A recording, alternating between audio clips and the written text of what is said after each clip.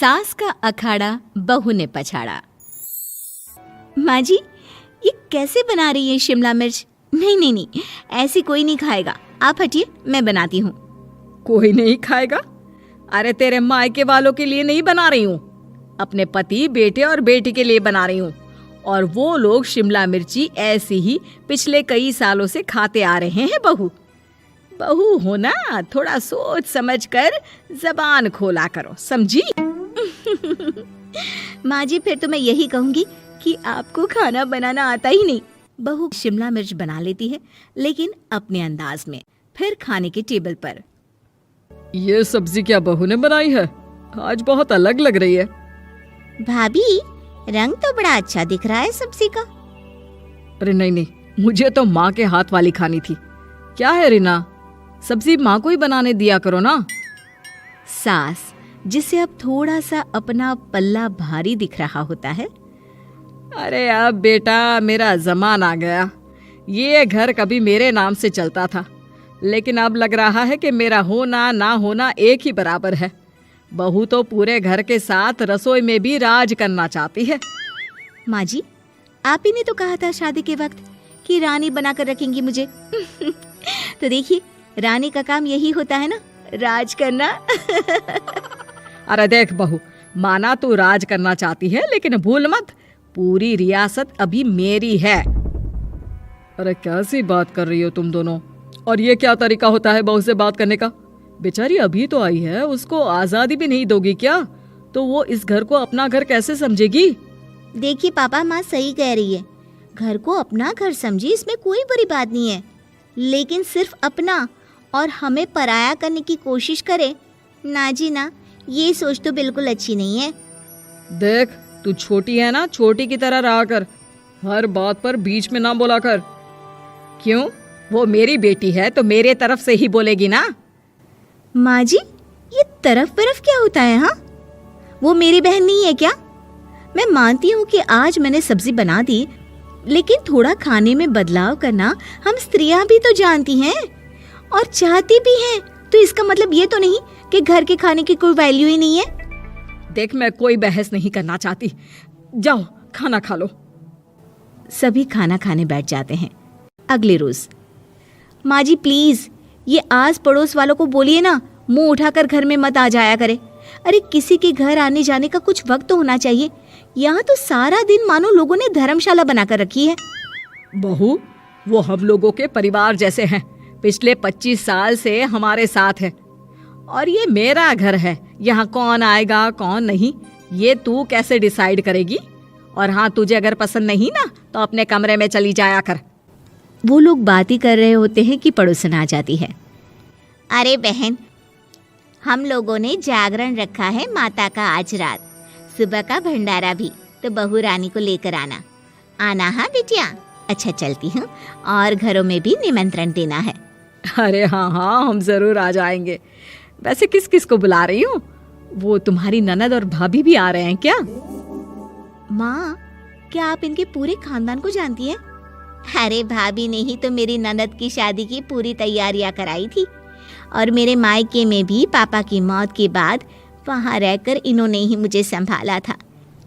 इतना तो कोई किसी के लिए नहीं करता। अच्छा, मैं ना फल दे जाऊंगी, काट देना भाभी, मैं दूसरे काम पूरे कर लूंगी। मेरी तो तबीयत खराब है माँ जी, आप ही काट देना सारे फल।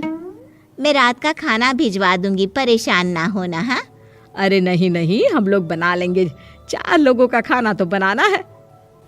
अरे नहीं नहीं, आप फल पर लग जाओगी, और बहू की तबीयत भी ठीक नहीं, खाना मैं ही भिजवा दूंगी। पड़ोसन चली जाती है और सास बहू की तरफ देखती है। देखा, जिसे तू धर्मशाला बोल रही थी वो कितने अपने हैं। हाँ माँ जी, आप उनका काम कर रही हैं, उनके जागरण का प्रसाद तैयार कर रही हैं, तो वो क्या इतना भी नहीं करेंगे आपके लिए? ओहो, तुझसे बहस क्या करना बहू। तभी बहू की माँ आ जाती है। अरे बहन जी, बेटी से मिलने का मन किया तो बिना बताए ही आ गई, बुरा न मानना। ये मत समझना कि ये मेरा घर नहीं, कोई धर्मशाला है। अच्छा अच्छा, तो ये घर पर आए मेहमानों को घर नहीं धर्मशाला वाला समझाने वाली आप ही हैं। वैसे आपको खुशी होगी कि आपकी बेटी के संस्कार भी ऐसे ही हैं। अरे माँ, किन बातों को सुन रही हो? आओ अंदर आ जाओ माँ। माँ बेटी के साथ अंदर आती है तो उसे अचार की महक आती है। हाय रे, कितनी अच्छी महक है।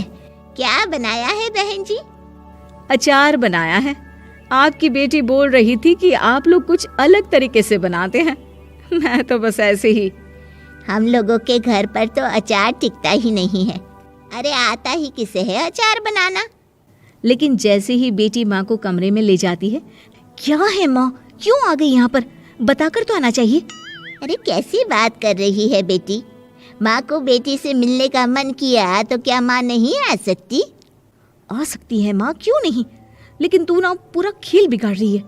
खेल? कैसा खेल बेटी? मुझे भी तो बता देती तो मैं भी खेल लेती। माँ, जब से शादी करके इस घर में आई हूँ ना, सासू माँ ने मेरा घर का रट लगा कर रखा है।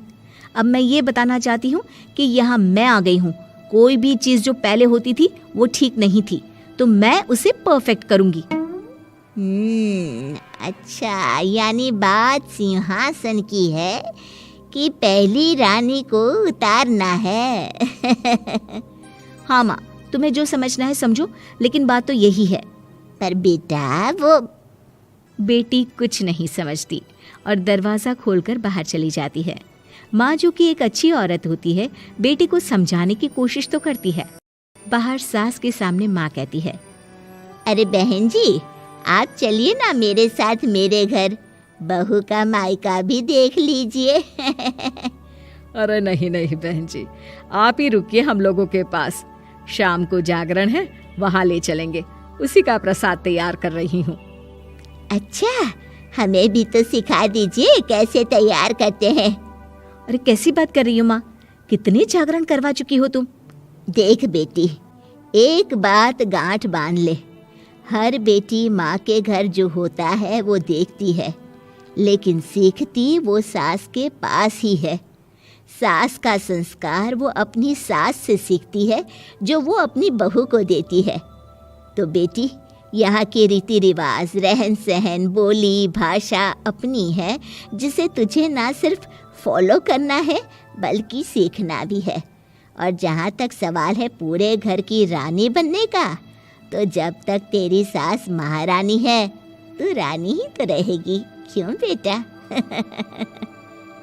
बहू माँ की बात समझ जाती है और सास भी बहू की माँ का मन ही मन शुक्रिया अदा करती है।